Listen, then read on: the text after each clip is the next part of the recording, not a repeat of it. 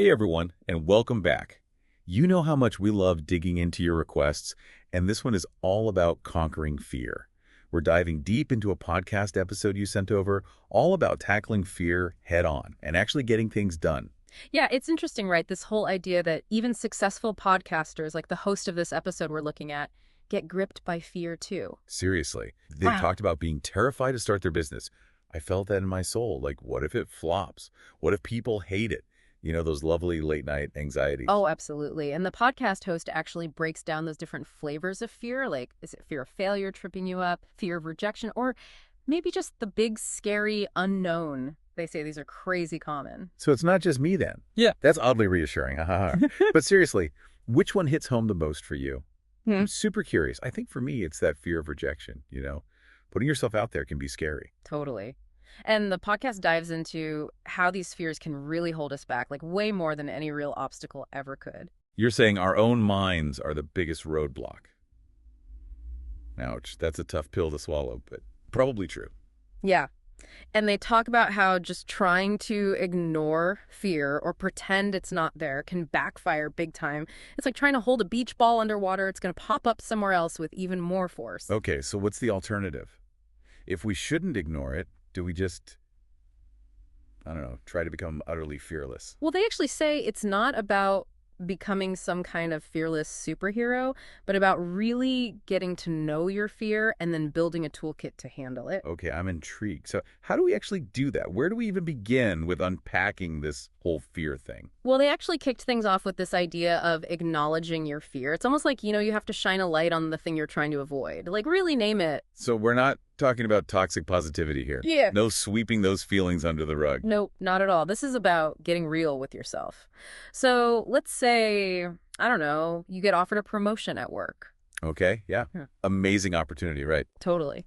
But maybe it comes with a lot more responsibility, or you'd be managing a bigger team, things like that. And that fear starts to creep in, you know? What if I'm in over my head? Oh, 100%. What if I can't handle it? What if I fail? Been there, felt that. Right. So instead of instantly spiraling, they suggest you just say it out loud. Like, okay, I'm feeling scared right now because this is a big change and there's the chance I could mess up. I like that.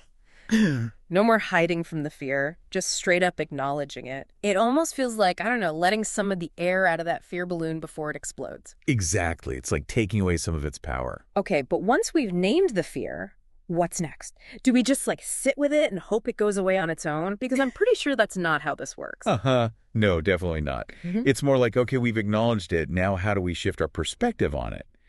This is where they introduce this whole idea of reframing those negative thoughts. And for me, this is where things got really interesting. Reframing. Okay. Break that down for me. What does that actually look like in practice? Think of it like, adjusting a lens. You know how sometimes you need to adjust your camera lens to get a clearer picture? Okay, I can see where you're going with this. So going back to our promotion example, instead of hyper-focusing on the possibility of failure, what if you intentionally focused on the growth potential? Instead of, what if I can't cut it? Uh, It's, this is my chance to really step up and learn new things. yes, you've got it. And the podcast actually gave some concrete tools for this. Like, they talked about the power of affirmations. Oh, yeah, I've heard of those. But I'll admit, sometimes they feel a little, I don't know, cheesy. Like it's just saying, I am strong and capable enough to actually make a difference. I get it. It can feel a little strange at first, but hear me out. It's all about retraining your brain, right? So when you repeat those positive statements, things like, I am capable, I am ready for this challenge, it's like you're planting those seeds in your mind. And over time, those seeds can grow and actually influence how you think and feel about the situation. So it's like giving your brain a pep talk, consistently reminding it of your strengths and potential. Interesting. Exactly. And the more you do it, the more natural it becomes, and the easier it gets to challenge those negative thought patterns. I can see that. But let's be real. Sometimes, even with all the positive self-talk in the world, fear can still feel pretty overwhelming. Like, what about those moments when it's just like a brick wall? Oh, absolutely. And that's when the podcast suggests we bring in the small steps strategy. Ah, yes.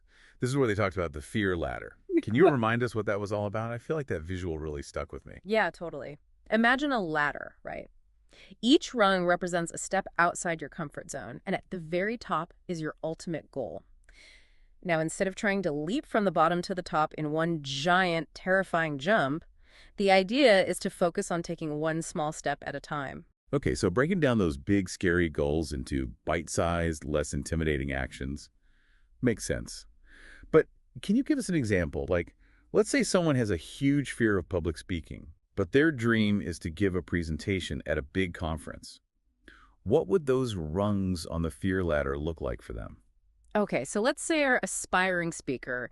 Right now, even the thought of being on a stage makes them break out in a cold sweat. So first rung, maybe they just practice their talk in front of a mirror. No audience, just them getting comfortable with the material. Makes sense. Get the jitters out in private, build some confidence before facing a crowd. Exactly. Then maybe they try it out on a very small, safe audience, like their partner, a close friend, someone who's going to be supportive no matter what. Right, like a built-in cheering section, low stakes, high encouragement. And they could even record those practice sessions, play them back, see what they want to tweak or improve. It's all about building those skills and getting more comfortable each time. I like it. Small steps, gradually increasing the challenge. It reminds me of what they said in the podcast about how even just talking about our fears can make them feel less scary, Absolutely. That's huge. And that actually leads us to another really important point they made, which is all about building a support system. They said we don't have to climb this fear mountain alone. Right. Because who wants to face their fears in a vacuum?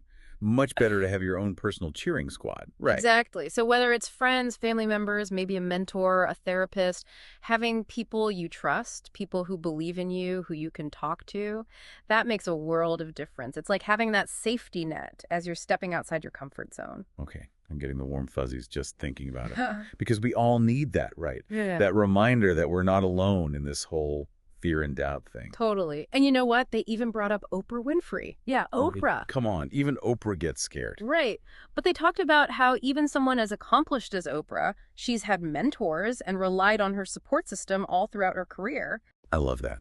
Proof that we all need a little help sometimes, no matter how together we might seem from the outside. 100%. And speaking of inspiration, the podcast ended on this amazing Nelson Mandela quote. It was like, "Courage is not the absence of fear, but the triumph over it."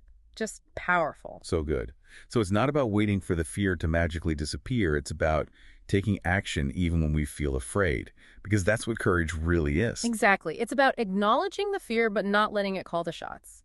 Okay, so as we wrap up this deep dive, what's the one thing you really want our listeners to take away from this conversation? Honestly, fear is normal. It's part of being human, but it doesn't have to control our lives, right? By acknowledging it, challenging our thinking, those small steps, building that support system, we can actually move towards the things that matter to us, even if they scare us a little or a lot. So it's time to get building, people. Find that first rung on your fear ladder. What's one small step you can take this week to challenge yourself? To step outside that comfort zone, even just a little bit. Remember, the smallest actions can lead to the biggest changes. Until next time, happy climbing, everyone.